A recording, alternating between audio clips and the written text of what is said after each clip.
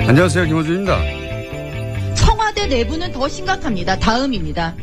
주사파 전대협이 장악한 청와대, 과연 그 청와대의 면명과 실력 봤습니다. 매우 모욕감을 느끼고 아주 강력한 유감의 뜻을 표합니다.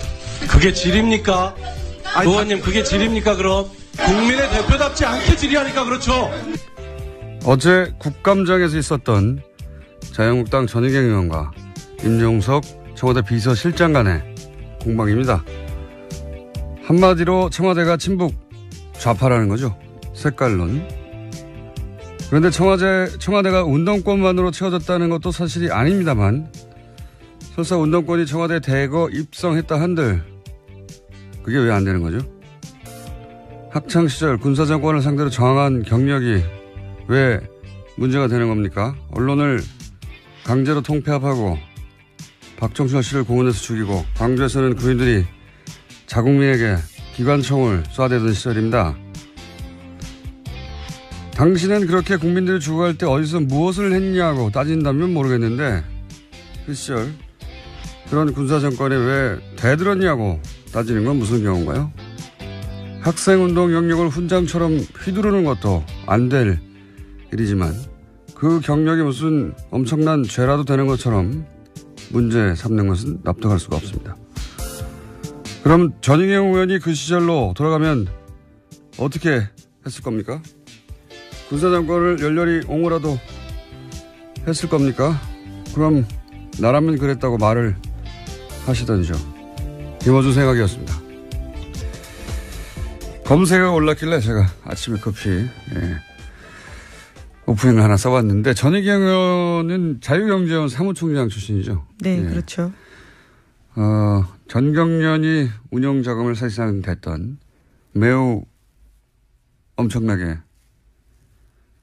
친기업적인, 사실상 재벌들의 용병들이었다고 평가받던 곳인데, 인사했나요, 우리? 네, 했습니다. 그리고 지난 정권 내내 국정교과서에 대해서 아주 대놓고 찬성했던 그렇죠. 인사였는데요. 네, 국정교과서를 열렬히 지지했던 분이죠. 예. 전사라는 표현까지 들었었습니다. 그때 김무성 의원한테요. 그랬죠. 최순실 게이트 터지고 나서 이제 이 단체는 사실상 휴업이에요. 왜냐하면 정경련이 구구단체 지원한 게 논란이 돼가지고 여기도 자금 지원이 끊겼거든요. 예, 그리고 나서 뉴라이트 성행이기도 했고, 지구온난화도 부정하는 것이죠. 여기도. 예. 더 재밌는 거는 이 자유경제원이 19대 때 새누리당조차 중도 좌파 90몇 명, 좌파 30몇 명, 우파가 한 명도 없다고. 굉장히 센 스탠스를 가지고. 예, 오른쪽 끄트머리에 있는, 어떤 성향의 분인지 궁금해할 것 같아서 간단 정리해드렸습니다. 그러고 보면 좀 이해가지 않습니까? 아, 끝에 있다 보니까 그렇구나. 근데 전 의원 자신이 누리고 있는 현재 이 발언의 자유, 상당 부분은 그 시절에 저항했던 학생들 덕이라는 걸. 예, 앞서서 싸웠던 사람들이 있었기 때문에 가능했던 일인데요. 그 덕이라는 걸 알아야 할 텐데 인정할 리는 없겠지만요. 예, 하여튼 어제 하루 종일 화제였습니다. 자, 첫 뉴스는요. 네, 박근혜 정부의 청와대가 국정원 특수활동비 5억 원 들여서 당내 경선 여론조사했다라는 소식은 이미 전해드린 바가 있는데요. 이와 관련해서 어제 JTBC가 추가로 보도했습니다. 이렇게 이뤄진 여론조사가 100차례나 된다라는 건데요. 이 여론조사는 이른바 배신자로 낙인 찍혔던 유승민계 의원들의 지역구에서 집중적으로 이뤄졌습니다.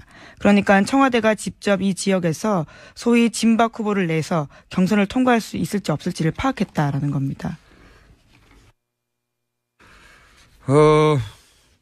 선거 개입이죠. 이건 한마디로. 예.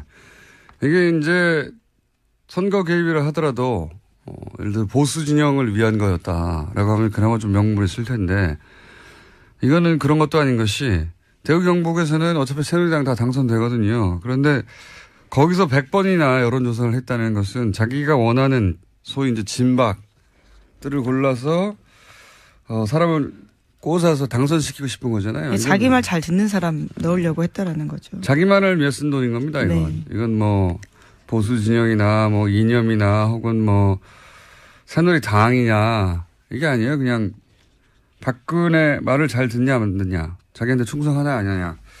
이건 선거 개입 중에서도 아주 가장 나쁜, 질 나쁜 선거 개입인데. 관련해서 다시 떠오른 녹취가 하나 있죠.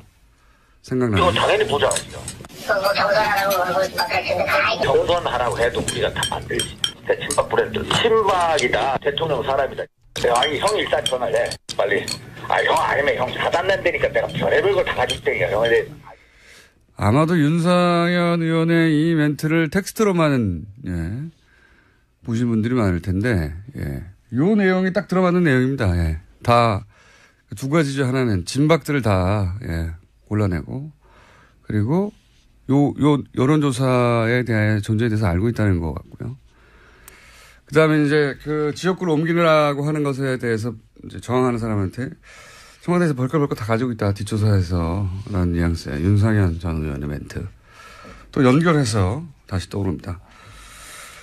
자, 알겠습니다. 이건 조사가 이루어질 것 같고요. 자, 다음 뉴스는요. 네, 국정원 댓글 수사를 방해한 혐의로 구속영장이 청구됐던 국정원 TF 소속의 직원들이 전원 구속됐습니다. 여기에는 장호준 전 부산지검장 등 현직 검사가 포함되어 있고요.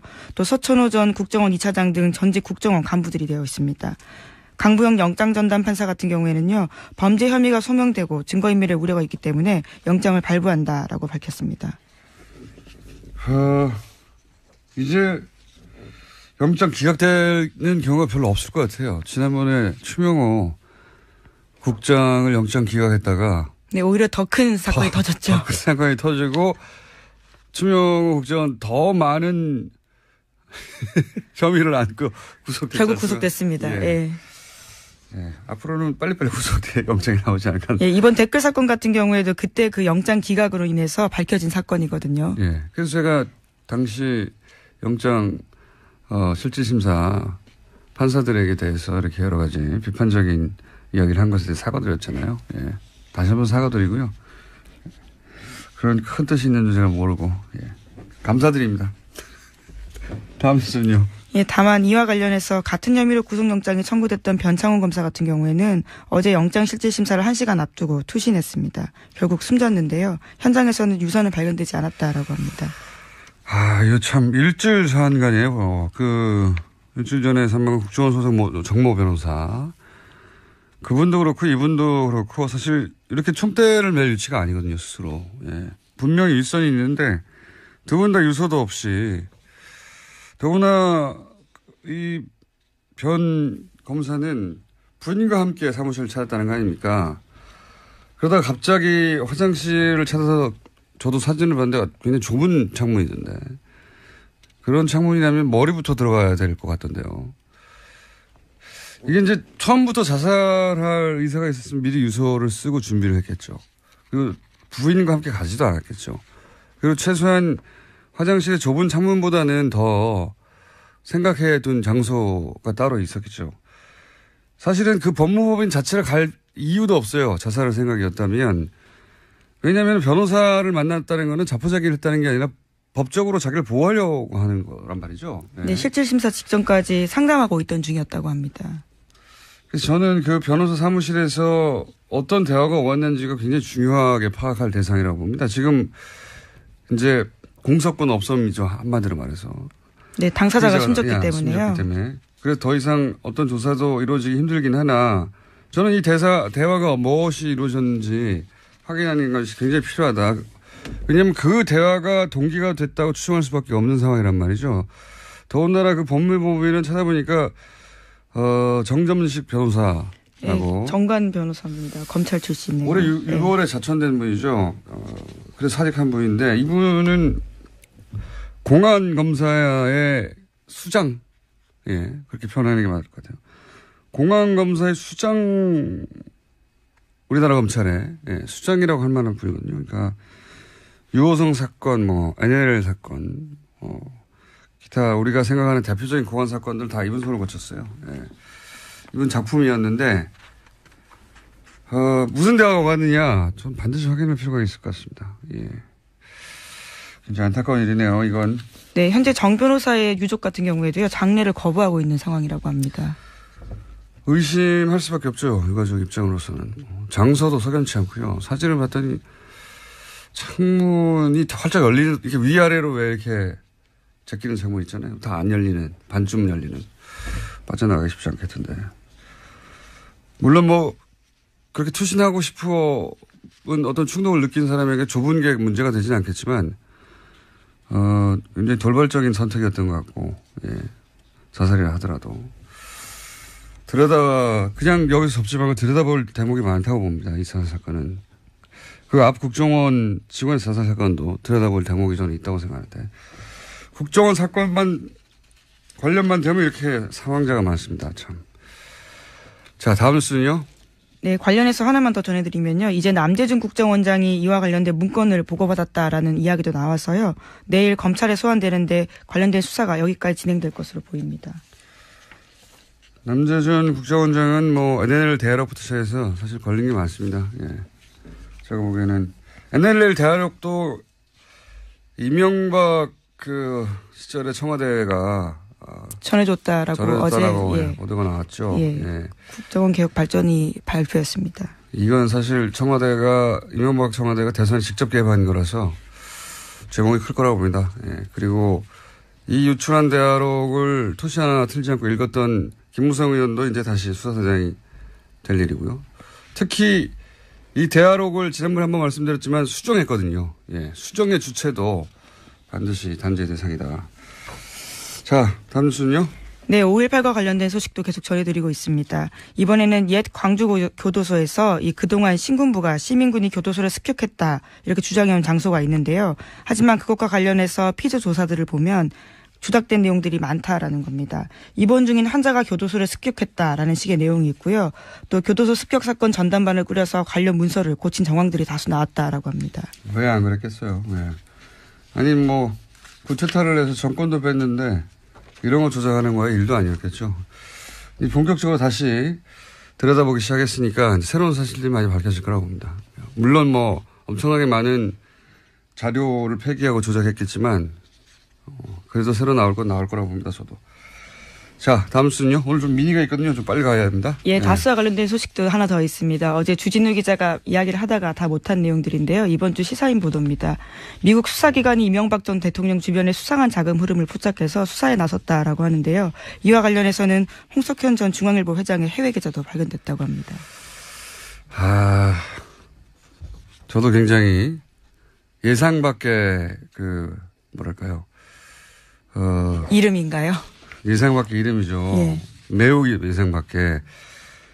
왜냐하면 이제 미국 사법당국이 이명박 전 대통령 관련 계좌를 추적 그렇죠. 미국 엘라베마에 있는 다스 현지 법인에서 거액의 돈이 움직였기 때문에 이와 관련해서 수사했다라고. 왜 합니다. 미국에서 이명박 전 대통령의 계좌를 추적한단 말이냐 이렇게 생각하시면 이상할 텐데 그게 아니라 미국에는 해외 부패 방지법이라고 FCP 생각이 안 나네요. 네, 그런 기관이 있습니다. FCP 하나 더 있어요. 예. 부패 방지 법안이 있어요. A겠네요. 예, 아무래도 때려잡으면 거기서는 미국 계좌를 통해서 어떤 부패 흔적이 있으면 미국 회사가 아니더라도 조사합니다. 굉장히 강력한 법안인데 제가 보기엔 여기에 망에 걸린 것 같고요. 예, 알리바마에 있던 공장에서. 그리고 그 추적 과정에서 이제 이명박 전 대통령과 관련이 있는 것으로 보이는 계좌를 특정했는데 쭉 가다 보니 이름이 홍석현 회장이 나왔다는 겁니다. 이건 주진우 기자가 홍 회장을 추적하다가 나온 게 아니고 이명박 전 대통령 계좌를 미국 사법 당국이 아마도 이 법에 이거해서 따라가다가 이름이 나왔는데 그 이름이 왜 나온지 저도 몰라요. 예. 근데 나온 걸 안 나왔다고 할 수는 없잖아요. 나왔어요. 네, 본인도 모르는 계좌라고 현재 부인하고 있는데요. 예. 아주 자세한 내용들은 이번 주 시사인에 실려 있습니다. 시사인 광고 그만하고요. 네, 아니 꼭 보십시오. 저도 왜 이름이 갑자기 등장했는지는 모르고 예. 주중에 기자도 이건 몰라요. 근데 여러 가지 가설이 있을 수는 있겠지만 그건 가설조차 말할 단계는 아닌 것 같고 아직. 분명한 건 뭐냐면 구체적 계좌, 금액, 예금주가 특정됐고 그 계좌는 이명박 전 대통령의 미국 내에서의 거대한 어떤 불법적 자금의 고리를 추적하다가 미국 사법당국이 발견하는 걸 어렵게 주진우 기자가 확보했다는 겁니다. 예. 저도 처음 이거 듣고 굉장히 의아했어요. 예. 자, 트럼프 대통령 온다는 뉴스 있죠? 네, 예. 1박 2일로 옵니다. 예. 오늘 정오께 들어옵니다. 예, 온답니다. 예. 저 오늘 여기까지 해야 될 것 같습니다. 왜냐하면은, 뉴스 하나 더 하려고 그러셨죠? 끝에. 아, 네. 트럼프 대통령이 지금 37%. 아니요, 그거 말고. 아, 예, 예. 또 있죠. 워낙 많았어요. 네, 지금 국민의당이 또 내용을 겪고 있는데요. 잠깐만요. 거기까지 내용을 예, 겪고 예. 있는데요. 왜냐하면 내용을 겪는 당사자가 나오셨기 때문에. 네, 네. 그럼 전 여기까지 하고 들어가겠습니다. 네, 시사인의 김은지였습니다. 감사합니다. 예, 여기도. 예.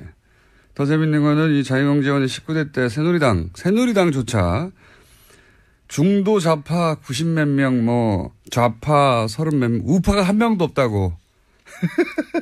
네, 굉장히 센 스탠스를 가지고. 예, 오른쪽 있네요. 끝에 끄트머리에 있는, 어떤 성향의 분인지 궁금해할 것 같아서 간단 정리해드렸습니다. 그러고 보면 좀 이해가지 않습니까? 아, 끝에 있다 보니까 그렇구나. 근데 전 의원 자신이 누리고 있는 현재 이 발언의 자유 상당 부분은 그 시절에 저항했던 학생들 덕이라는 걸. 예. 안녕하세요. 김호준입니다. 청와대 내부는 더 심각합니다. 다음입니다. 주사파 전대협이 장악한 청와대 과연 그 청와대의 면면과 실력 봤습니다. 매우 모욕감을 느끼고 아주 강력한 유감의 뜻을 표합니다. 그게 질입니까? 의원님 그게 질입니까 그럼? 국민의 대표답지 않게 질의하니까 그렇죠. 어제 국감장에서 있었던 자유한국당 전희경 의원과 임종석 청와대 비서실장 간의 공방입니다. 한마디로 청와대가 친북 좌파라는 거죠. 색깔론. 그런데 청와대가 운동권만으로 채워졌다는 것도 사실이지만 그 경력이 무슨 엄청난 죄라도 되는 것처럼 문제 삼는 것은 납득할 수가 없습니다. 그럼 전희경 의원이 그 시절로 돌아가면 어떻게 했을 겁니까? 군사정권을 열렬히 옹호라도 했을 겁니까? 그럼 나라면 그랬다고 말을 하시던지요. 김어준 생각이었습니다. 검색어가 올랐길래 제가 아침에 커피 오프닝을 하나 써봤는데 전희경 의원은 자유경제원 사무총장 출신이죠. 네, 그렇죠. 전경련이 운영자금을 사실상 댔던 아닙니다만 설사 운동권이 청와대 대거 입성했다 한들 그게 왜 안 되는 거죠? 학창시절 군사정권을 상대로 저항한 경력이 왜 문제가 되는 겁니까? 언론을 강제로 통폐합하고 박정철 씨를 공원에서 죽이고 광주에서는 군인들이 자국민에게 기관총을 쏴대던 시절입니다. 당신은 그렇게 국민들을 죽어갈 때 어디서 무엇을 했냐고 따진다면 모르겠는데 그 시절 그런 군사정권에 왜 대들었냐고 따지는 건 무슨 경우인가요? 학생운동 영역을 훈장처럼 휘두르는 것도 안 될 매우 엄청나게 친기업적인 사실상 재벌들의 용병들이었다고 평가받은 곳인데 인사했나요 우리? 네, 했습니다. 그리고 지난 정권 내내 국정교과서에 대해서 아주 대놓고 찬성했던 그렇죠. 인사였는데요. 네, 국정교과서를 예. 열렬히 지지했던 분이죠. 예. 예. 전사라는 표현까지 들었었습니다. 그때 김무성 의원한테요. 그랬죠. 최순실 게이트 터지고 나서 이제 이 단체는 사실상 휴업이에요. 왜냐하면 정경련이 구구단체 지원하는 게 논란이 돼가지고 여기도 자금 지원이 끊겼거든요. 예, 그리고 나서 뉴라이트 성행이기도 했고 지구온난화도 부정하는 것이